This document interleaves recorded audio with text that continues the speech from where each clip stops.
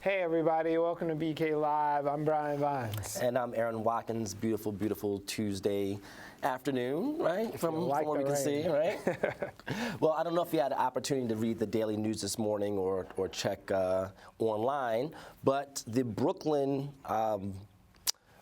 Justice, is the name of the report. And El Chapo may likely be extradited to the United States. Brooklyn is one of 7 districts vying for the opportunity to bust him. Bust him down. Apparently, we've been told some of his operations were in Chicago and in New York, and Chicago lost out to New York. So it even goes back to like when Loretta Lynch was our person, the justice before she got bumped up for to the Eastern District. Well, he's charged with 12 murder, conspiracy, and drug trafficking in this district alone. So he may end up at the Brooklyn Detention Center. Maybe he'll wear that fancy shirt that he had on when he talked to Sean Penn. It'll be the hottest seller at Nordstrom. See how long he has to wait for a trial there. Good point. Speaking of which, we have an excellent show for you today. Well, for decades, and never more in the past few years, people have been protesting the substandard and dangerous conditions at New York City's biggest jail, Rikers Island. Now there is growing pressure to shut it down entirely. But what many see as a good and necessary idea is, for others, an impractical and problematic proposal. We'll find out a lot more about Rikers and its future in a few minutes. Well, no doubt you'd be hearing some passionate talk about Rikers Island and just about any other social justice issue you can think of if you're a regular listener to WBAI. Broadcasting its left-leaning programming since 1960, BAI was once described by a New York Times writer as an anarchist circus. Well, back in May, the station moved its studios to Atlantic Avenue, so we decided to pay them a visit, and we'll take you along. Well, speaking of encouraging freedom of expression, it's time for our BRIC Youth Media Festival again. Called Concrete Stories, it offers videographers 21 and under a chance to do their cinematic thing. Coming up, you'll meet 2 of the students who are working here to organize and curate this year's festival. And we'll also show you 2 of last year's videos. They just happen to have been nominated for the upcoming New York Emmys. Fingers crossed. Then we've got comedy from the Annoyance Theater and their every other Friday show, The Juice. We'll meet the director and he'll give us a little sample of what they do there. But first up, our Rikers Island conversation. And before we bring in our guests, last week at a briefing for the community and ethnic media at the CUNY Graduate School of Journalism, City Council Speaker Melissa Mark Viverito spoke on a wide number of topics. Moderator Deborah Lee Santos, editor of the Manhattan Times and the Bronx Free Press, started things off when she asked Madam Speaker about her proposal to shut down the prison. Thank you, Speaker. You touched on it yet again today in the State of the City, the closure of Rikers, and you'd spoken about that in light of the fact that Khalif Browder who had spent many years at Rikers, and then was never brought on charges, and upon being released committed suicide, and you invoked his memory. I wanted you to talk a little bit about some of the challenges that have been proposed since you made that announcement, including some raised by Mayor de Blasio, and how I know that the commission is being formed, how you would begin to answer some of those challenges. Well, I mean, actually, I just happened to be coming from lunch with Judge Lippman, so we can start talking about how we're going to lay this out. It's a proposal, right? The commission is going to be an independent commission. Judge Lippman is someone who is incredibly reputable, obviously, in this field, who gave a lot in terms of his years of service and is willing to engage in this. So we want to look at, and the conversation about closing Rikers has been circulated for some time. As we talk about the reforms, last year I talked about creating a bail fund, right, where people that are too poor to pay a $200 bail sometimes sit in Rikers for 7 to 10 days. These are people that are awaiting trial. They haven't been convicted, right? They've been accused. And normally a person otherwise who has the financial resources can leave while they await their trial date. Those are thousands of people that potentially would be not housed at Rikers anymore if they have access to this bail fund. Some of the other reforms that we're talking about, the Criminal Justice Reform Act that I alluded to, and really treating some of the low-level nonviolent offenses in a civil manner as opposed to a criminal matter, is going to lessen the number of people at Rikers. So you start talking about all these reforms, alternatives to incarceration programs that exist, is going to deviate people from Rikers. When you start looking at downsizing it, you get to a point where you potentially can now get people to more locally based facilities.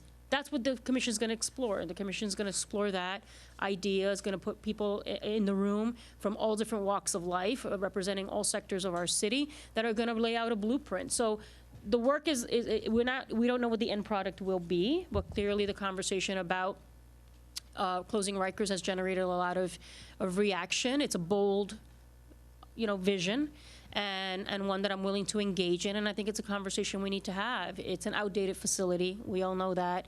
Now it needs federal intervention. That's happening as we speak. So there's work to be done, and I think that this commission is going to look at all those options, and we'll end up with some set of recommendations when it finishes its work. A bold vision to be sure, but we're going to talk about just how feasible it is to close Rikers. So open or close. First slide here.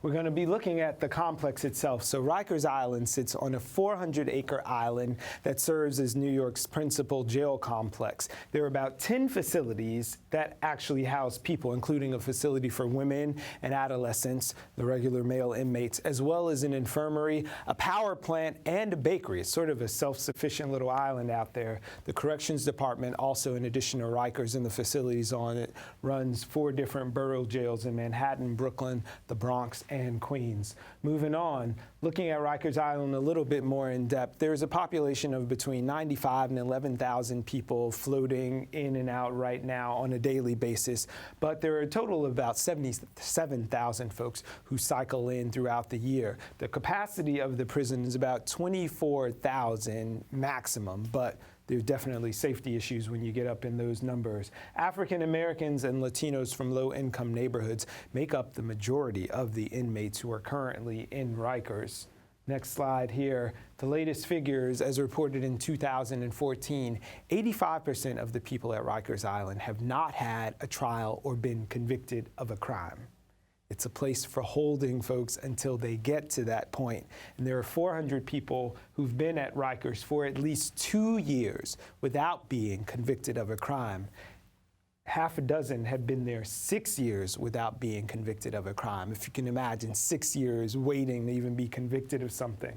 A little bit more about that. 1,400 people have waited for the last year to have their cases settled. And some crimes that wouldn't even draw sentences as long as they've been in there waiting for a sentence if they were found guilty.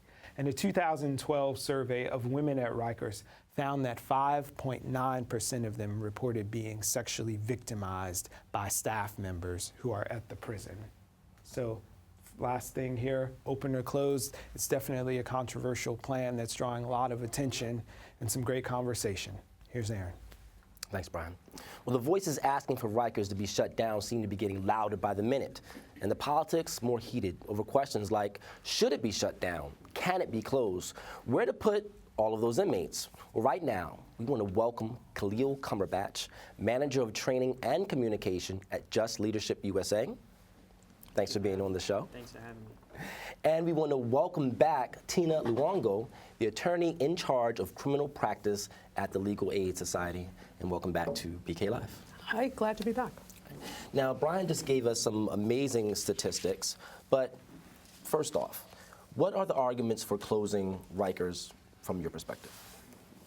It's a dysfunctional facility, it's an antiquated facility, and it is a facility that isolates everybody on that island, such to the degree that for a decade or so, there were several whistleblowers that have been shouting from the rooftops. Our Prisoners' Rights Project included many activists in the community who were sort of trying to get the stories of our clients out there.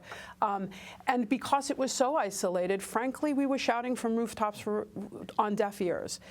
It wasn't until it started to really get on the radar of the general public. And when you take sort of all that is at Rikers, the dysfunction, the poor supervision of staff, the corrections staff, and putting a population away from their families, away from their communities, you're bound to actually have what's been happening. So the only difference now is we're having a conversation about it, but these are problems that have been going on for decades. So how would closing down those facilities, the actual physical plant, affect any of those things when so much of the problem seems to be bad criminal justice to begin with? And this seems to be a symptom of it. If you're waiting longer than you would have even been convicted of something, had you had the opportunity to be convicted, that's not a problem of brick and mortar. Yeah, I mean, for someone who myself has been on Rikers Island, you know, it has a permeating culture of violence, and that's something that is only present on Rikers Island. I mean, of course, violence happens in any jail, in any facility, in any prison, but the reality is that violence is something that is perpetrated not only by staff but by folk there as well, because largely, you know, it is something that is accepted and is something that is in many cases promoted. You know, I think you hit on sort of the real important conversation. So we've heard, right, we're hearing sort of, and I think you talked about it, can you actually shut it? Are these numbers 9,500, 10,000? Is that too large to sort of think about sort of moving into smaller facilities? Well, for the last year or so, this city's administration, along with district attorneys, the defense bar, have been having conversations about first looking at the issue of bail, right? What brings people to Rikers Island? What brings people, that's right. Yeah. You're setting bail on people for our clients, the 200,000 New Yorkers that we represent every year as the primary public defender. $250,000 could be $1 million. They're not getting out. And so what you see, 85% of the population at Rikers, much of that are people who are in on low-level misdemeanors, who can't afford bail, who after they're in about 7 or 10 days, surprise, surprise, they plead guilty. Why? Because they have to get off the island. So let's first have a conversation about that. Let's have a conversation about broken windows. Let's have a conversation about bail. Let's have a conversation to say, are these people that need to be actually detained, or can we actually create a fair, just system that says these people, while they're out, they should be out in their communities with their families, doing what they should be doing for themselves and their families while they're pending trial, and give them a chance to actually have a trial. So that, if you look at that, then you're reducing the population from 9,500 to a manageable number, right? And then you can have the conversation about, can we sort of move this to the community? Well, do we know what that ideal or goal-setting number would be in order to truly have that conversation? I think Commissioner Bratton, just on a radio show this week, he was saying that it didn't seem feasible because nobody, as we said before, wants to have a jail in their neighborhood. Yeah. So what would be the ideal number in order to even close Rikers? Has anyone sort of So I would say the ideal number is anywhere between 4,500 and 5,500 people, which we look at, so right now that's about half of the current population. So if we look historically, as was mentioned earlier, at its highest peak, Rikers population was about 24,000. Now it's down to about 9,800 or 9,400 or so. So in the end, right, like 10 years ago, they would have said the same exact thing, that it's impossible to get the population down by 50%. So we're talking about something that has been done historically. We're talking about something that is feasible. But in the end, what we're talking about is political will, right? We have to push the mayor to invest some political will into saying, yes, that we do actually want to get the population down that low. And there are already steps being taken, right? And some of it is going to help now that the speaker is on board in terms of, putting together a plan and a commission on how to take those steps. But in the end, it is something that is feasible. So is this whole notion of closing Rikers sort of a red herring just to get folks talking about the reforms that need to happen in the criminal justice system? Because, okay, we've got an island, and if you feel a certain way about shutting that down and dispersing people who are in the prison population across different boroughs, it'll really kick people in the butt to get them active about changing the system. I hope it's not a red herring. I hope the end result is that we can actually come up with a better model. Other jurisdictions, by the way, have done this. And there are experts that know exactly how to create safe environments and have moved away from large jail complexes. Brad Lander's one of the most influential folks in the city council now, and he fought for a long time to get a facility in Gowanus and was routinely trounced because he wanted parolees even. Yeah. And now we've got Toll Brothers building on a Superfund site to bring condos, but no one wants parolees in the neighborhood. Where can we get it done? Yeah, so I would say that the not in my backyard, the NIMBY mentality has never worked, right? I mean, in the end, we're talking about a huge majority of people that are ultimately going to be released to the community. And if they're released in a way where they're not supported, whether that's in a community or whether that's in my community or your community, in the end, they have to be released to society, back into community. So whether that's in Brownsville or uptown or downtown, in the end, we have to be thinking about how to give these people everything that they need in terms of resources.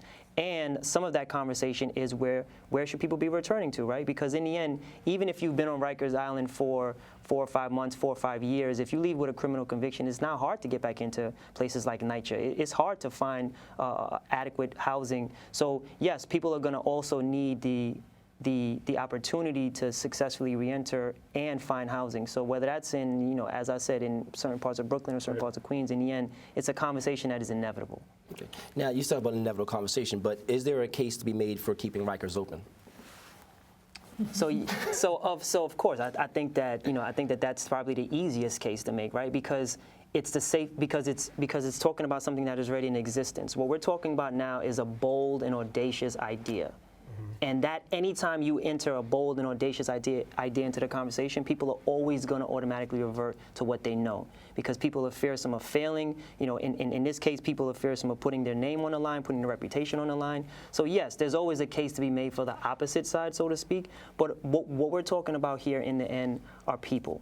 Right? We're talking about human beings who are not things to be thrown away, or not things to be put out of sight. One of the main things that the speaker said during her speech was that we need to make the criminal justice, we need to bring it out of the shadows. Because it's a conversation that all of us, in some shape, form, or fashion, support, because we pay our taxes, because we vote for a certain politician. But in the end, it's our responsibility, not just the advocates or the lawyers or the speaker, but it's all of our responsibility. We also have to recognize that even if the goal ultimately is to shut Rikers, it's not going to happen tomorrow. So right now, right here, starting, the reforms have got to happen. The violence has got to stop. The sexual assault of women and trans inmates have to stop. The harassment and sexual harassment of visitors has to stop. And we need to have accountability and transparency about what's going on. So even you can have these conversations at the same time. It's not going to close tomorrow. We all know that. But we need to take a very, very close look and continue to monitor and continue to advocate for the people that are on that island who are away from their families. And frankly, we're very sort of disheartened by the fact that if you even try to go visit your loved one, now you're getting sexually assaulted. So now families are deciding not to go visit. And research shows that when people are connected to their families when they are incarcerated, they have a higher chance of success in reuniting into the community. So when we look at not in my backyard, we better start recognizing that the people at Rikers are our neighbors, our fellow New Yorkers, who are going to need to be able to re-enter our communities, all communities, with the same opportunities so that they can stay in our communities. Otherwise, we're just going to keep cycling people. The other point to make is we already have detention centers in communities, and there hasn't been a problem. There's one down the street. There's one in Manhattan, right? There's one. There's a boat in the Bronx. So we have data to support that you could move people into communities and have them closer, so the travel time is not hours when they go to trial. It should not be a hardship to their families. It should not be a cost. The amount of money it costs to run Rikers Island and transport people back and forth, hours in traffic on the BQE to get to their trial. It's not only costly, it's unjust. People simply have to get woken up at 3 o'clock in the morning to get to court. But Tina, like the speaker has been routinely criticized in some segments for being soft on crime. Like, you want to pay for their bail, you want to shut down the prison. She's so soft on crime. What do you say to the law and order types who say, you know what? you did the crime and you do the time. And I know that it's a crappy argument because a lot of people here haven't been convicted of anything and they're waiting for years. But there are people who love the idea of sticking someone on an island where it's like, that's an island. It's a perfect place to put people who are bad. We could forget all about those people, exactly. right? They're the That's bad guys. Because it's who those people are. You start looking at, start trying to incarcerate white teenagers. We may be having a very different conversation about moving justice into communities. And in fact, we see that, by the way, in our juvenile justice, right?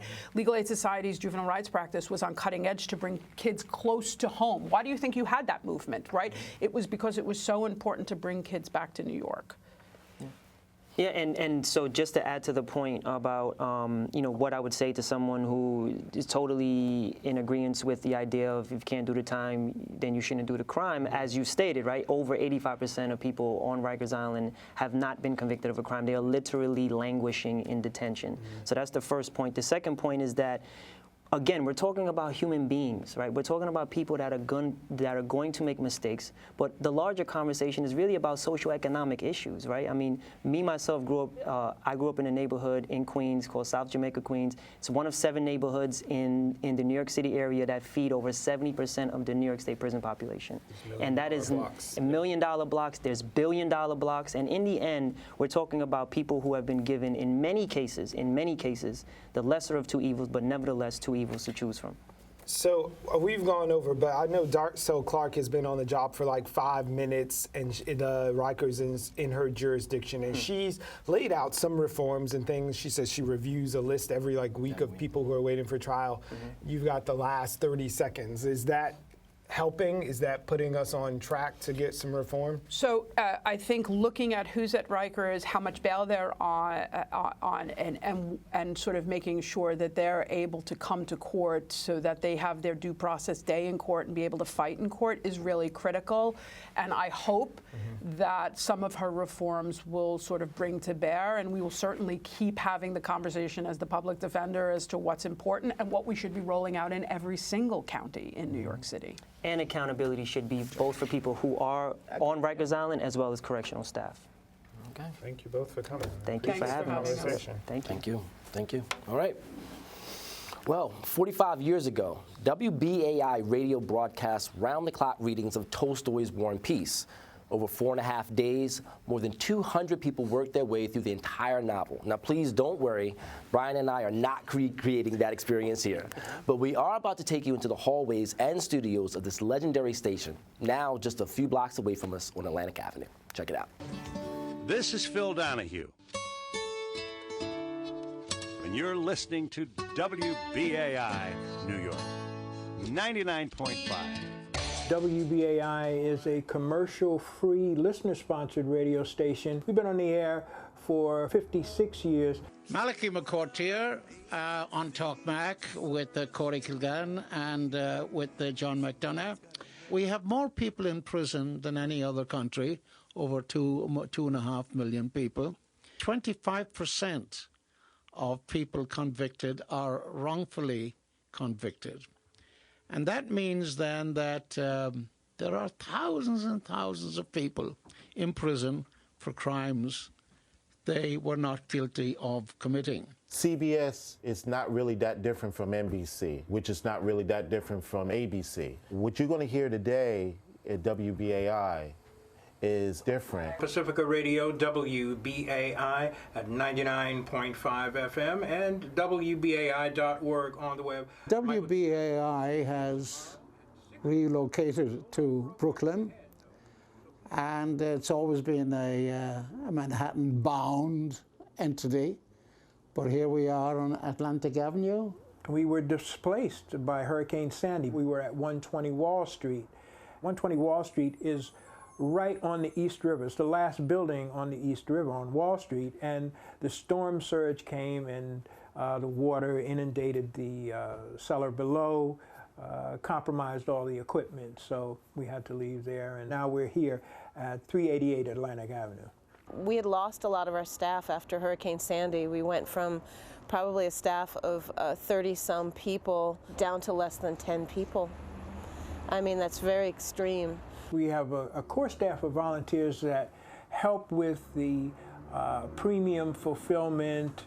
The premiums are our thank you gifts that we send out to people during our membership drives. The rest of the staff are volunteer producers, and that's about 180 to 200, it varies. We do it gratis. We do not get paid. We have to pay our own way here and spend the time here without any compensation. But it's because we love to hear ourselves talking. I think we do. Managing this station is the probably hardest job in the world. My job was to come here and establish some structure and control so that I can get people to follow, follow a business model.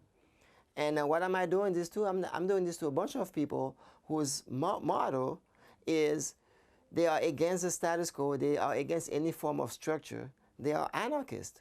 So I'm in charge of a bunch of anarchists who do not want anyone to be in charge of them. I don't know what it is about Brooklyn that makes, there are some words in the English language that make people smile, like baby, Brooklyn, Irish, and the one that really makes people smile is prunes. We moved to Brooklyn in May of last year, 2015. And I feel that this is a great opportunity to really blow up. My name is Jay Smooth, and I'm the host of The Underground Railroad on WBAI, New York's longest running hip hop show since 1991. And we are downstairs at our new Brooklyn home. We have many producers that are already doing events in the cafe on the ground floor. The Commons Cafe is a great way to come and be involved and explore now more interaction with the producers at WBAI, as well as other community organizations here utilizing the space here at 388 Atlantic. I'm all about, bigging up whomever comes from WBAI. Mentioned the fact that this guy came from WBAI and did his thing, and I would have done the same thing if I was around when Yoko Ono was the librarian, and John Lithgow back in the 70s was the arts director. John Goodman used to be part of a show called the Citizen Kafka Show, and there's so many people, as well as, of course, people know about Amy Goodman now and other people like that. A lot of folks have come through WBAI over the years. You have Bob Dylan, you have Yoko Ono, Danny Glover has been instrumental. He was a very, very big supporter. What keeps me here and has kept me here and has kept the fire burning in my belly for so long is that people are able to tell their stories, tell the truths that they know.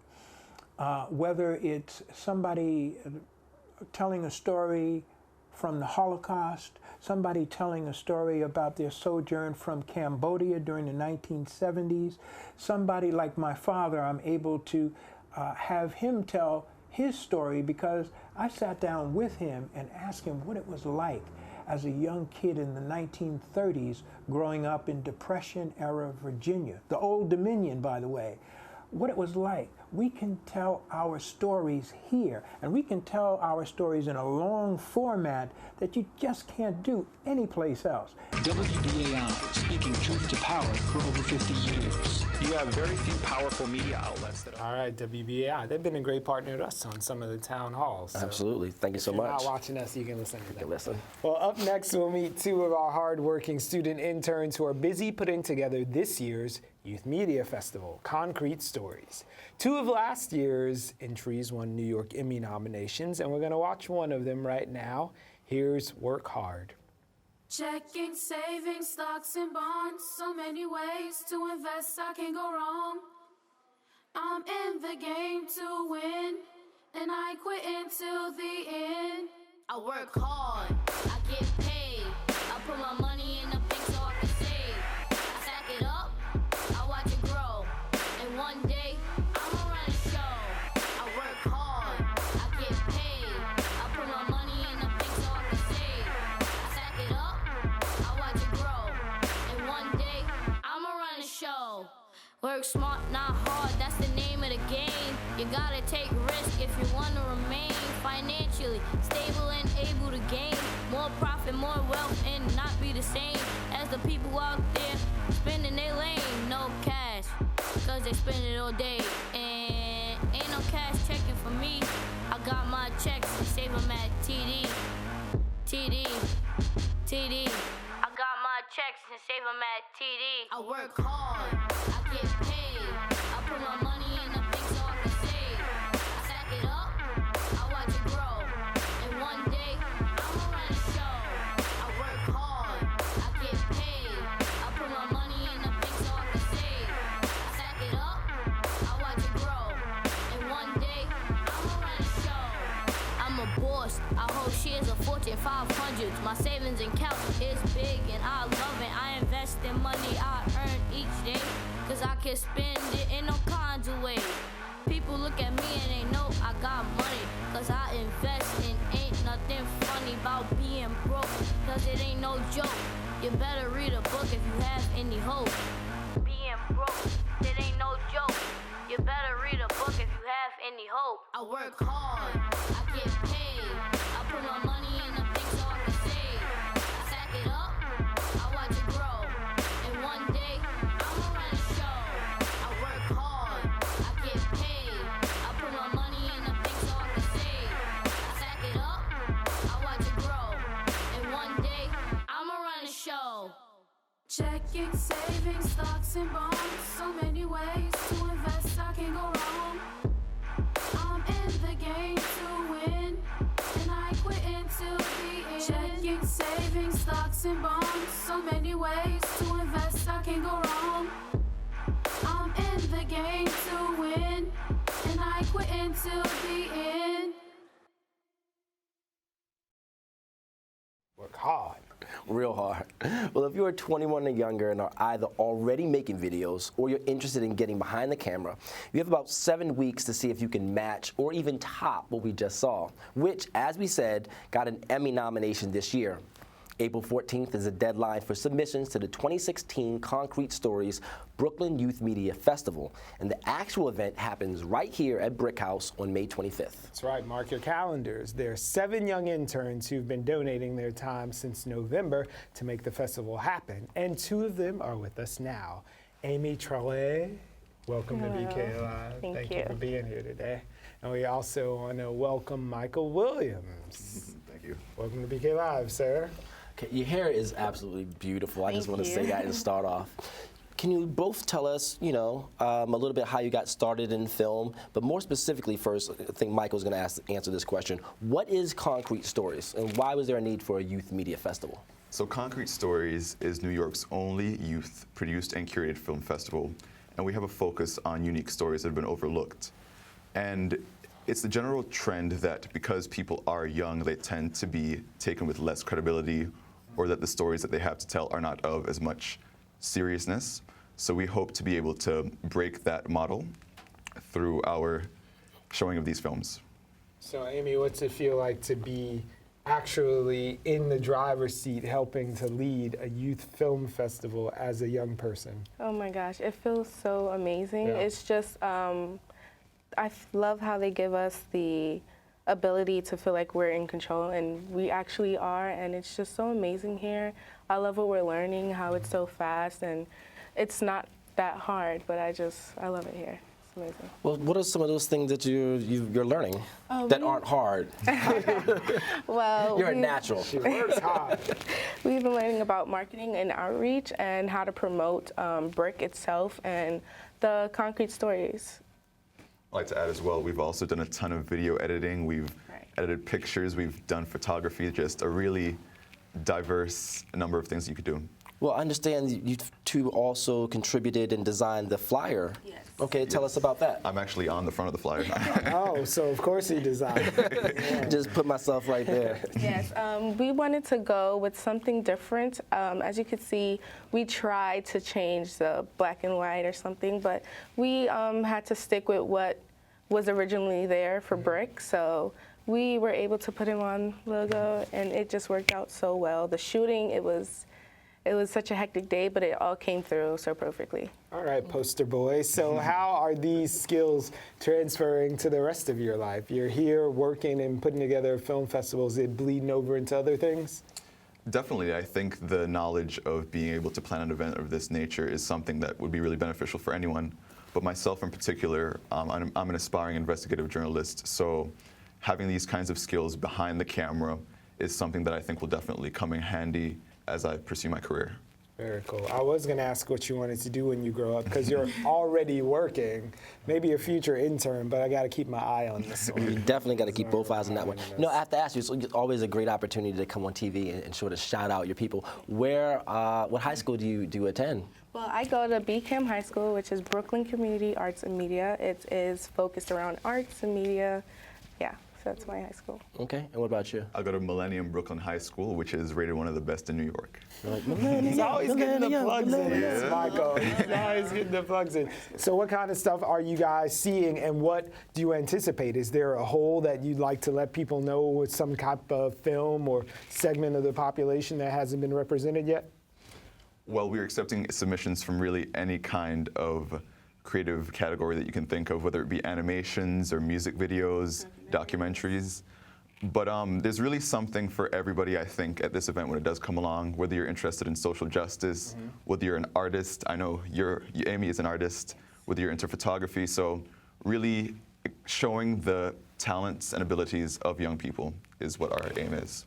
So on that speed, we maybe should prime the pump a little bit. We have a little clip of one of the submissions from last year that, again, is Emmy nominated. Yeah. We like the sound of that. So let's take a look at Killing It with Kindness.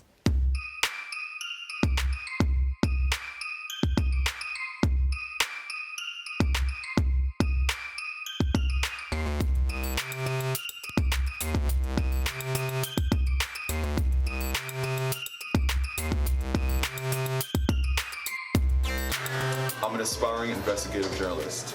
I'm a writer. I'm a photographer. I'm a songwriter. I am a deep thinker. I'm a filmmaker. What's your story? Show yours in the 3rd annual Concrete Stories Youth Media Festival. Send us your short films, documentaries, music videos, and animations. Awards will be given for directing, storytelling, cinematography, and editing. Media makers must be under 21 years old and Brooklyn affiliated. Videos must be under 10 minutes. Each media maker can submit up to 3 projects. Videos must be HD and predominantly youth made. To submit, go to BRICYouthMediaFestival.com. And that was the Concrete Stories promo. I recognize that voice there. Was that you as well? That was me as well. Okay, so you guys are just doing everything. You know, he's told us about what some of his dreams and aspirations are, but what are you going to do with all these skills that you're sort of learning right now? So I've found out like what I want to do in life and what I want to pursue when I go to college, and I feel like I fit best in front of the camera. Media is what I gravitate more towards. I always like to do art, like painting and films and videos and stuff like that, but I love media, so this whole experience is teaching me and giving me guidelines on what I should do, and it's like almost the easier way to get to where I want to. Okay. Now, in curating this opportunity in this festival, you know, you've come across so many different sort of ideas, I'm sure. But, you know, at the same time, if there's something that you want to say to other youth, you know, what would you say to them about picking up a camera or coming down to BRIC and, you know, and getting involved? I would say, yeah, for sure. Come down, get involved. It's such an amazing experience for teens like us, and they're equipping us like it's almost overwhelming how much they're giving us, but it's amazing because we need this and we wanted it. And just come down. It's such an open-minded place. I feel like everyone here is doing what they want to do without having it feel like work. I'd like to add as well, I think that video is really the most impactful and powerful form of storytelling. So by using video as a tool to express what your feelings are, you're really empowering yourself and giving yourself that opportunity to have your story be told to millions. Well, you can start by having your story told right here at the Concrete Stories Youth Film Festival. Give us one more time when the submission deadline is. April 14, 2016. April 14th is fast approaching, and then the actual event is going to be in May? May 25th. Yes. All right. Get your outfits ready. We'll be looking for you at the premiere. Thank you both for being here. Thank We you. appreciate And it. congratulations. Thank you so much. Well, comedy from the Juice next, but first from B-side, here is Pitch Black Brass Band. Take them away.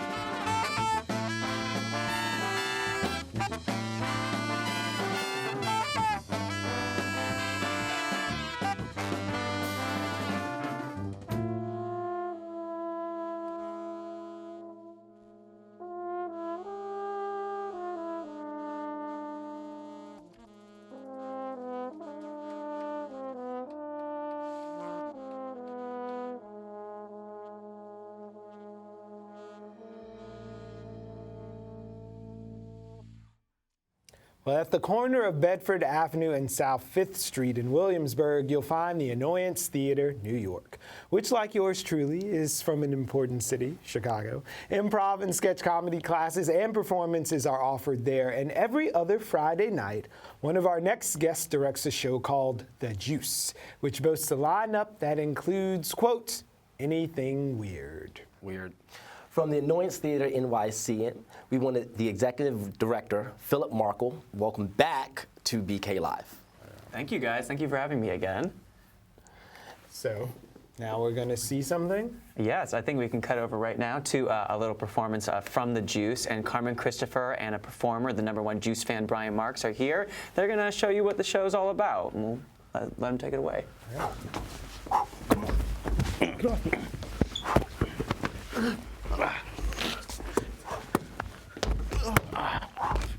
What's up, baby? My name's Carmen Christopher. I'm the host of The Juice. It's a great variety show with comedy. Mostly comedy. We got a little bit of hip-hop that comes in. We got a little bit of dance, sketch, improv, stand-up.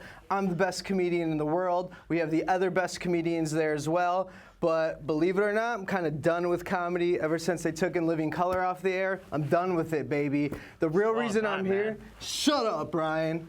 Brian's the #1 fan. Now you can talk. Tell him a little bit about yourself, buddy. I'm the best fan in the world, and I've set up a GoFundMe page where I'm trying to raise $100 to get full Juice gear just like this hat. It's only $100, but I can't afford it. You can see Brian made this Juice hat all by himself. He sewed it together, but he's trying to get $100 more so he can get a sweet Adidas jumpsuit that says Juice on the back. But the real reason we're here is because Marty Scorsese, if you're out there, I'm ready to amp it up. I'm ready to take my game to the next level and work in some of your movies. Give me a shout. You know, I know you got Vinyl Season 2 coming out. If maybe you need me to walk into the record store or record studio and shoot it up, I can do that. I got a bunch of fake guns. Keep the guns off the street for real. For real. We really, truly mean that.